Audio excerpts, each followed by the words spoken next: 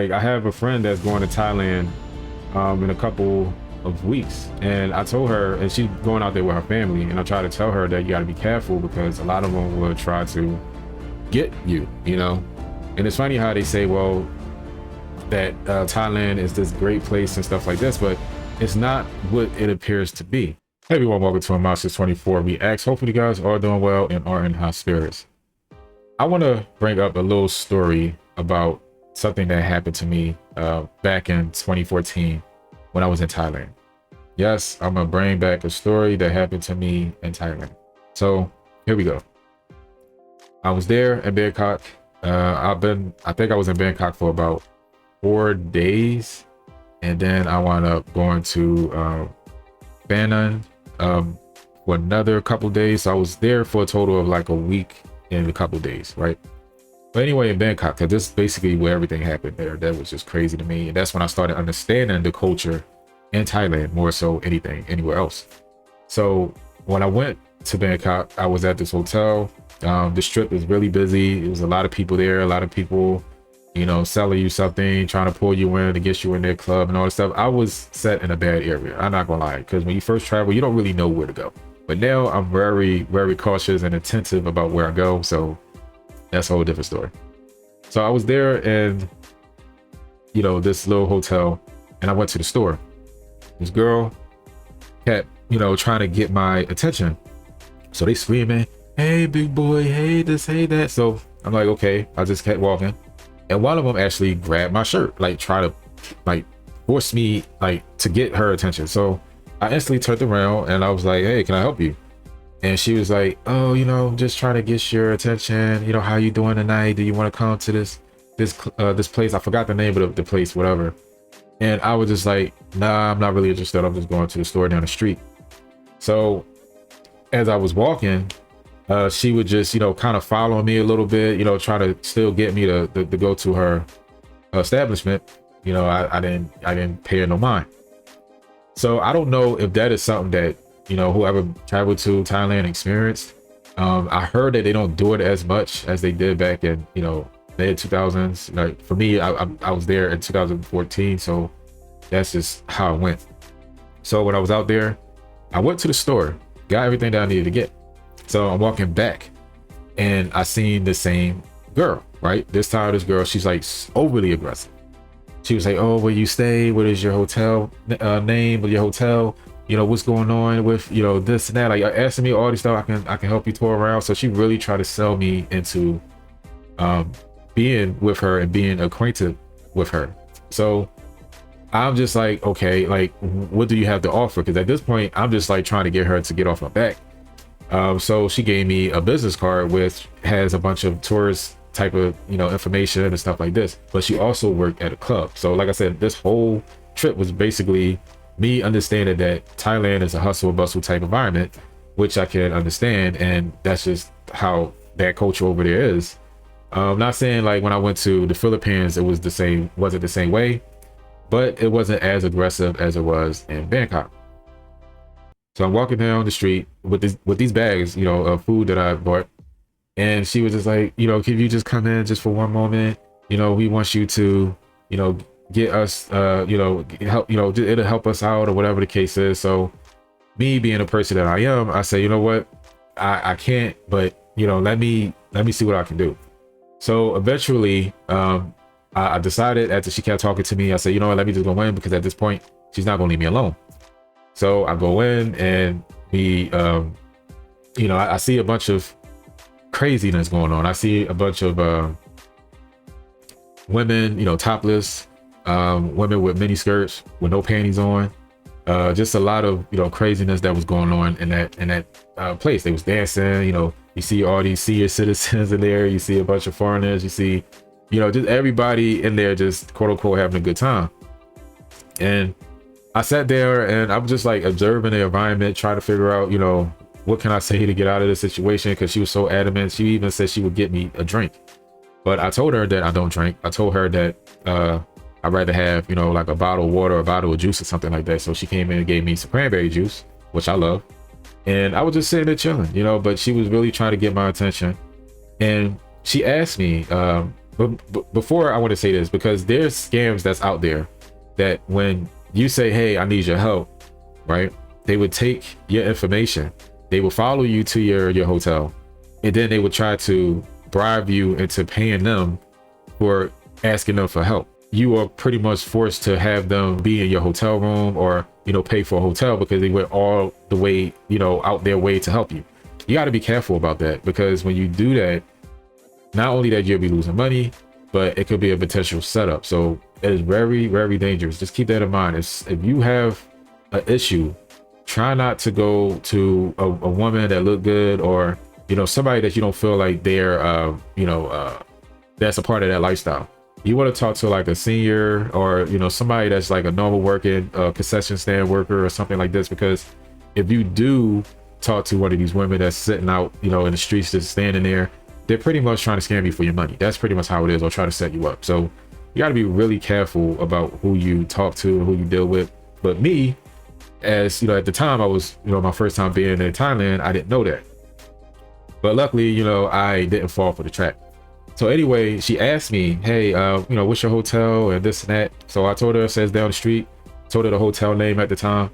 And that's when she started saying that, if it's okay with you, can we meet up there and we can, discuss, some more stuff, business stuff, whatever. I forgot what she was saying. She was saying some other stuff. So I was just like, no, I'm good. Tomorrow I'm heading out, so I won't even be at the hotel tomorrow. I'll probably get up at like 4 a.m. She was like, are you sure? It'll be beneficial for the both of us. Now, at this time, I didn't know that she was trying to sell herself to me.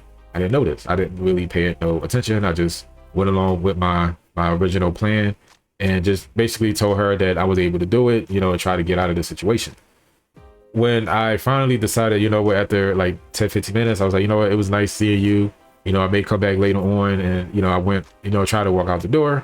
She kind of followed me a little bit, still talking to me about, the club and stuff like this. And she started giving me her sob story. Now, I'm the type of person, for some reason, people like to come up to me and want to talk to me about their situations. I don't know why, but she started talking to me about her sob story and how she didn't really have a place to go. I told her that, I only have one room, one bed. I don't have anything, to help you with. I'm just here for a moment. And she said it was okay. And I was just like, okay, well, is there anybody else you could talk to, like a family member or something like that? She said no. So eventually I just, been just walking down the street. Eventually she stopped following me. I guess she noticed that I just ignored her, because at this point I was just like getting ignored. But I didn't know that she was potentially setting me up for a scam. I did not know this. And I thought that was very interesting that, I would bring this up, due to the fact that in this reaction video, I wanted to actually show you guys something that was just like reminiscent to where I was in Bangkok. I only saw about like 20 seconds of it, and I've been to Pattaya. I've been to that area in Pattaya. I'm sorry, Pattaya. I've been in that area before. So, but I've never been there at night. So this is a short video of this woman. I think she's like a reporter or something like that. And she was reporting, and she said something about her, she almost got locked up or something like that. I don't know what really happened, but here's the video. Let's dive into it. I've been in Thailand for less than 24 hours and I've nearly got arrested. We have to get out of here as soon as possible because they wanted to see all of our footage and we don't want to lose what we've captured for tonight, so we've got to get out of here quite quickly.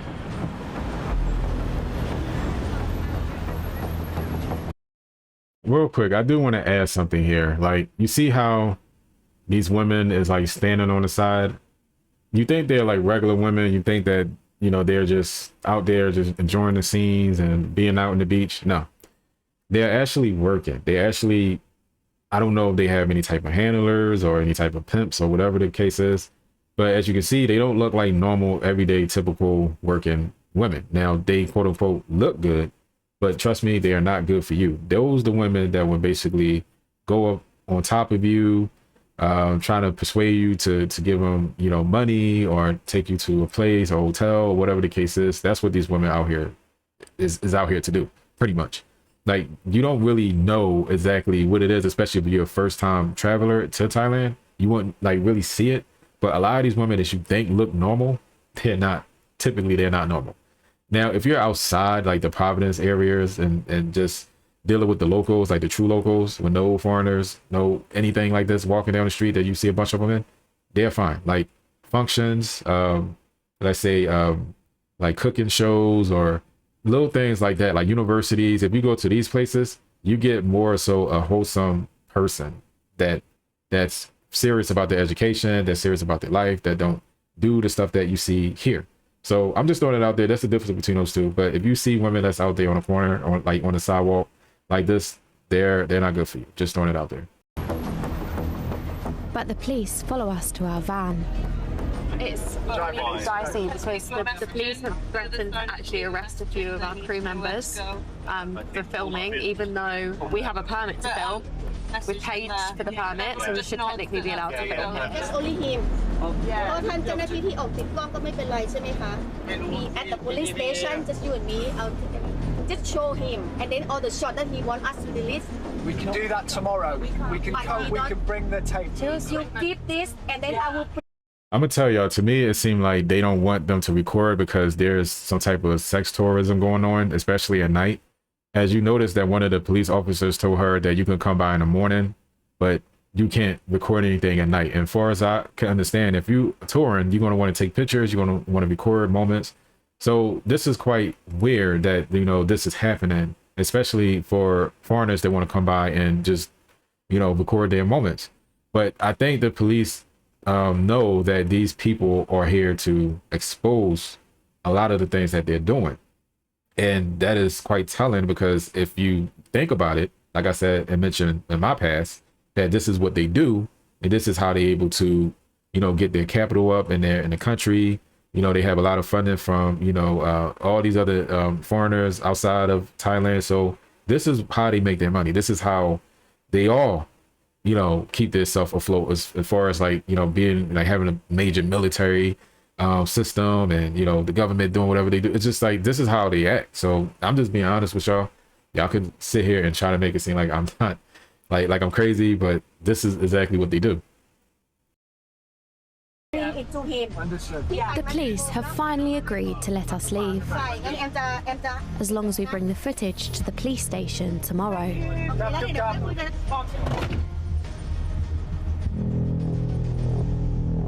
That whole ordeal was pretty terrifying.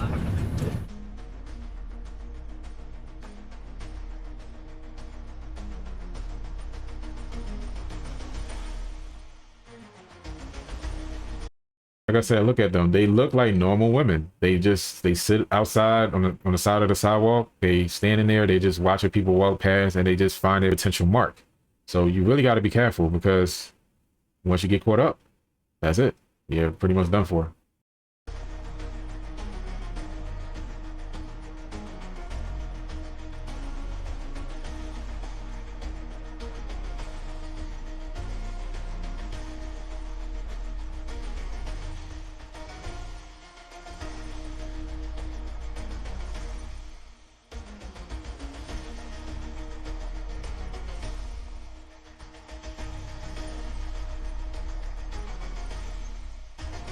And you look at the one with the leopard print, you could tell that she's out here selling that thing. You could tell, like, just look at it. Like, I'm trying to tell you, it's real talk. Don't get caught up. Like, I have a friend that's going to Thailand in a couple of weeks, and I told her, and she's going out there with her family, and I try to tell her that you got to be careful because a lot of them will try to get you, you know.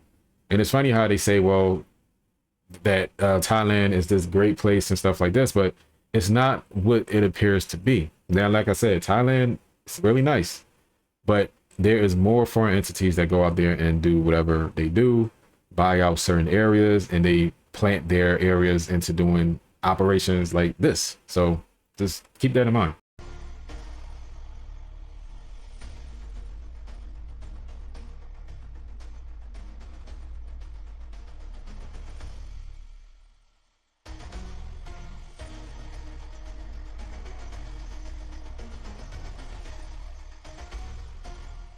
I mean, look at this though. Just look how regular, normal they look.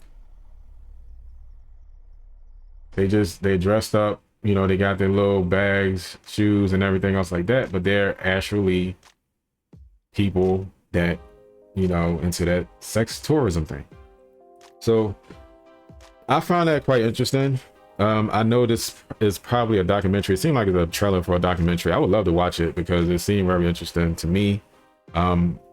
TikTok is at fake news 564. I think y'all should go check them out.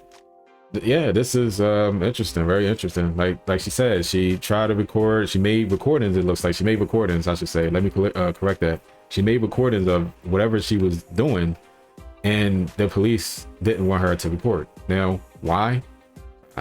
We don't know, but we can only assume that the reason why they didn't want her to record is because of what the nature of what's going on out there now, what they're doing right now. So you really got to be careful when you travel. Please be safe out there, because it's not just Thailand, it's other places as well. Cambodia, they have their little red light district area. Got to be careful out there as well. But I would say Thailand takes the cake because they have a bunch of this in pretty much every major city in Thailand. So just be cautious. And yeah, that is the end of my reaction. I appreciate you guys watching. If you like this reaction, if you want to add on to the conversation, please comment below. Please like, subscribe, share the video. And there's more to come. Thank you for watching. Y'all take care.